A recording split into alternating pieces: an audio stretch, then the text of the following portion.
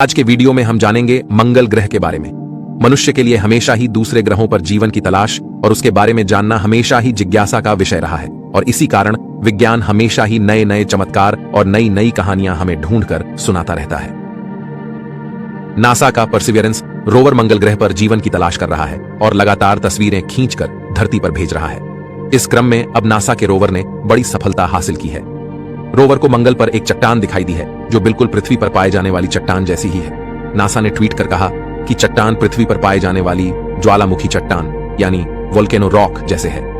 NASA के परिसर rover के ट्विटर हैंडल से शेयर की गई वीडियो में यह चट्टान देखी जा सकती है। इस खोज को रोवर के लिए बड़ी सफलता माना जा रहा है क्योंकि इससे मंगल पर जीवन के कई रहस्य खुल सकते हैं। हालांकि नासा ने स्पष्ट किया कि रोवर का लक्ष्य दरअसल ज्वालामुखी चट्टानों के बजाय चट्टानों की खोज करना है। वैज्ञानिकों का मानना है कि मंगल पर कभी जीवन था जिसके निशान चट्टानों की परतों में मिल सकते हैं। बता दें कि परफॉर्मेंस रोवर ने जीरो क्रेटर में लैंड किया है। यह क्षेत्र 28 मील चौड़ा और ICDS प्लांट नाम के इलाके के पश्चिमी छोर पर स्थित है। मीडिया रिपोर्ट के अनुसार एक उल्कापिंड के बाद में एक दूसरे लेकिन छोटे उल्कापिंड के गिरने से जीरो क्रेटर का निर्माण हुआ। वैज्ञानिकोों का मानना है कि क्रेटर एक समय पर पानी से भरा हुआ था। करीब 3.5 अरब साल पहले यहां एक झील का निर्माण नदियों के पानी से हुआ था। वैज्ञानिकों को ऐसे सबूत मिले हैं जिनसे पता चलता है कि झील में मिनरल मौजूद है। ऐसे में संभावना है कि सूक्ष्म जीव हो सकते हैं। ऐसे में वैज्ञानिकों को झील के तल में सीमेंट के निशान मिल सकते हैं। बता दें कि अमेरिका स्पेस एजेंसी नासा द्वारा प्रक्षेपित रोवर को कैमरे और उपकरणों के साथ तैयार किया गया है। चट्टानों की जांच में उसकी मदद करता है। इसमें सुपर कैम और एक लेजर उपकरण भी लगा हुआ है। आज के वीडियो में बस इतना ही। अगर वीडियो पसंद आई तो लाइक करें और साथ ही कमेंट भी करें। दोस्तों, चांद पर सबसे पहले कदम रखने वाला इंसान अमेरिकी एस्ट्रोनॉट नील आर्मस्ट्रांग थे और उसके बाद नासा ने चांद पर इंसानों को फिर से भेजने के लिए कई और मिशन बनाए जो सभी के सभी सफल रहे और वो थे अपोलो 12, अपोलो 14, अपोलो 15, अपोलो 16 और अपोलो 17। और आपको बता दें 14 दिसंबर 1972 में नासा का मेन मिशन अपोलो आखिरी था। इन सब ने उस समय चांद पर कदम रखने वाले आखिरी इंसान थे।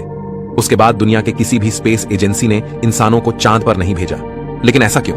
क्या चांद पर ऐसा कुछ नहीं बचा था जिसकी खोज में एस्ट्रोनॉट को वहां भेजा जाए, या नासा ने अपोलो मिशन के जरिए कुछ ऐसा देखा जो आज तक पूरी दुनिया से छुपाए रखा? ऐसा क्या कारण था कि जिस वजह से इंसानों को चांद पर दोबारा नहीं भेजा गया? दोस्तों, इन्हीं सवालों का जवाब आज हम इस वीडियो में आपको देने वाले हैं, तो जानने के लिए वीडियो को अंत तक जरूर देखें। दोस्तों, जब से पृथ्वी पर जीवन की शुरुआत हुई है तब से लेकर अब तक इंसान 5 बार चांद पर जा चुके हैं। लेकिन 1972 के बाद आज तक चांद पर कोई क्यों नहीं गया, इसके पीछे भी एक बहुत बड़ा रहस्य है। 16 जुलाई 1959 को अपोलो 11 को लॉन्च किया गया था जिसमें 3 astronaut Neil Armstrong, Buzz Aldrin और माइकल कॉलिंस को भेजा गया था। यह वो दौर था जब इंसान पहली बार चांद पर पहुंचा था और इस मिशन पर पूरी दुनिया की निगाहें टिकी हुई थी क्योंकि ऐसा मानव इतिहास में पहली बार होने वाला था। जब अपोलो 11 पृथ्वी के वायुमंडल को पार करके स्पेस में पहुंचा तब नासा के कंट्रोल सेंटर 24 घंटे अपोलो 11 के एस्ट्रोनॉट्स के कांटेक्ट में थे और नासा के कंट्रोल सेंटर और एस्ट्रोनॉट के बीच हो रही सारी बातें रेडियो और टीवी पर लाइव दिखाई और सुनाई जा रही थी। लेकिन इस बीच नासा ने अपने बीच हो रही कन्वर्सेशन के कुछ मिनट्स काट दिए थे। आपको बता दें, हर इंफॉर्मेशन वेरीफाई होने के बाद ही टीवी और रेडियो पर सुनाई और दिखाई जाती थी। लेकिन दोस्तों, उसे 2-3 मिनट की बातचीत में ऐसी क्या बात हुई जिसे पूरी दुनिया से छुपाना पड़ा? कई बड़े हैकर्स ने नासा के कुछ सिस्टम को हैक किया जिसमें उन्हें 2-3 मिनट की ऑडियो मिली थी। उस ऑडियो में बात हुई थी कि उनके स्पेसशिप से थोड़ी ही दूर एलियन स्पेसशिप भी खड़ी हुई है और जहां से वो हमें सीधा देख रहे हैं।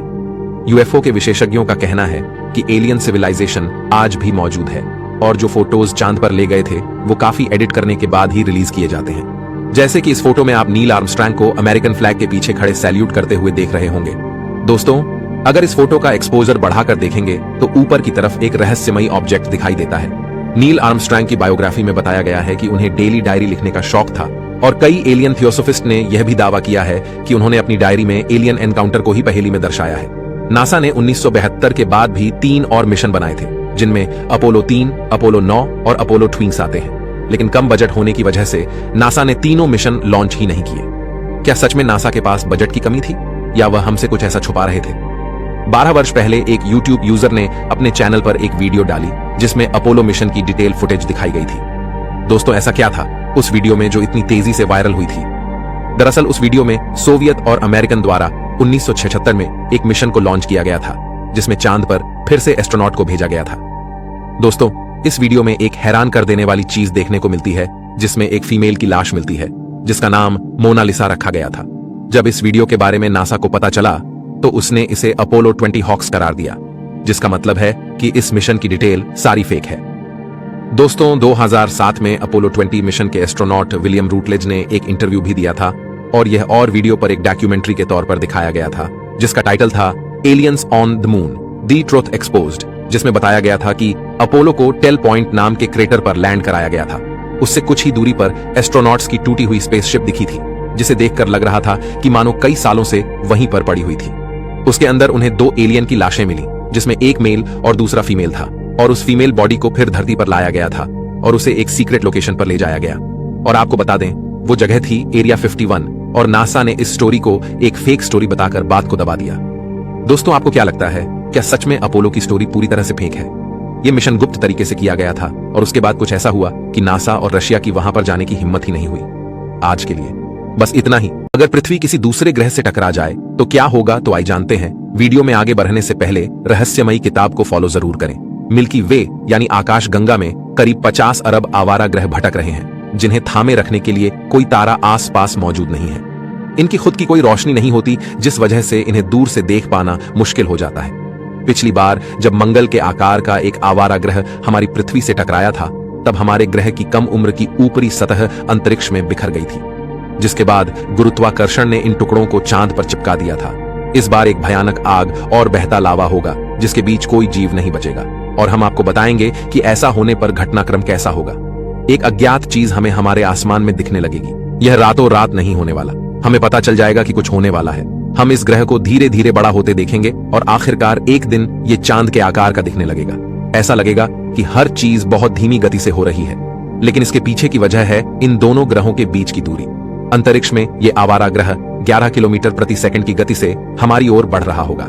जब ये बिन बुलाया मेहमान चांद के ऑर्बिट में आएगा तब बुरी घटनाओं का सिलसिला शुरू हो जाएगा। इस बाहरी ग्रह के गुरुत्वाकर्षण से पृथ्वी के सागरों में आने वाले ज्वार अभी के ज्वारों से 8 गुना ज्यादा बड़े हो जाएंगे। बाढ़ से तट के आसपास के इलाके बर्बाद हो जाएंगे और अभी भी भयानक सुनामियों का शुरू होना बाकी है। टकराने के 28 घंटे पहले दोनों ग्रहों का गुरुत्वाकर्षण एक दूसरे को अपनी ओर खींच रहा होगा, जिससे यह प्रक्रिया तेज होती जाएगी। आने वाले ग्रह की रफ्तार 60 किलोमीटर प्रति सेकंड तक पहुंच जाएगी। भयानक सुनामियों सागरों में दस्तक देंगी। इसके साथ बिजली, कड़कते तूफान, समुद्री तूफान और चक्रवात इतने बड़े हो जाएंगे कि वो किसी श्रेणी में बयान नहीं किए जा सकेंगे। अगर आपने किसी अंतरिक्ष यात्रा के लिए कोई स्पेसशिप बुक नहीं किया है तो ये जान लें कि इस ग्रह पर आपका वक्त लगभग पूरा हो चुका है। टकराने के 3 मिनट पहले ये आवारा ग्रह पृथ्वी के वायुमंडल में प्रवेश करेगा। अगर आप पहले ही बिजली, तूफान, बाढ़ या ज्वालामुखी के चलते मारे नहीं गए हैं तो आप अपने ऊपर के आसमान को इस बड़े पत्थर से ढकता हुआ देख पाएंगे। टकराने के कुछ क्षण या कहें कि नैनो सेकंड पहले दोनों ग्रहों के वायुमंडल में दबाव बढ़ेगा और ये तेजी से चमक रहे होंगे। गर्मी इतनी बढ़ चुकी होगी कि सब कुछ भाप बनने लगेगा। बाकी बची पृथ्वी तपते मैग्मा से भरी एक सतह बन चुकी होगी। टकराने पर दोनों ग्रहों के बीच टक्कर से एक घर्षण पैदा होगी। लाखों टन तपते हुए पत्थर हर दिशा में आग फेंक रहे होंगे। जहां ये भयानक आग पृथ्वी की सतह से बाहर को भाग रही होगी, वहीं ग्रह के अंदरूनी हिस्से की आग इसे अंदर से पिघला रही होगी।